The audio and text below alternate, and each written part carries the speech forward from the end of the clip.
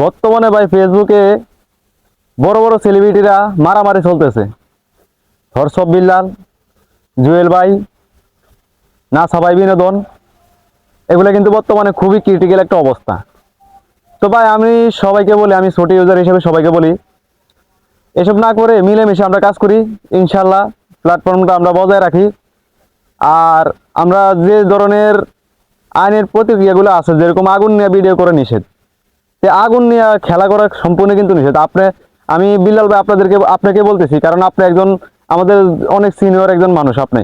তো আপনি যদি এই ধরনের ভিডিও করেন, আমরা আপনাদের কাছ থেকে কি ধরনের ভিডিও আশা করি, আর আপনার কাছ থেকে আমরা কোন ধরনের শিক্ষাগুলো গ্রহণ করব।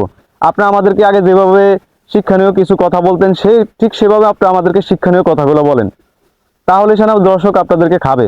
তো এখন বর্তমানে আপনার যে অবস্থা দেখতেছি, আপনি দেখি কুড়াল নিয়ে দৌড় পারেন, আগুন নিয়ে দৌড় পারেন, তো এগুলো ভাই খেলা করার জিনিস না, ঠিক আছে? এগুলো নিয়ে খেলা করেন না। আলামিন ভাইয়ের অবস্থা তো দেখছেন, আলামিন ভাইয়ের পুরো শরীর ক্ষত বিক্ষত হয়ে গেছে আগুনে পুড়ে।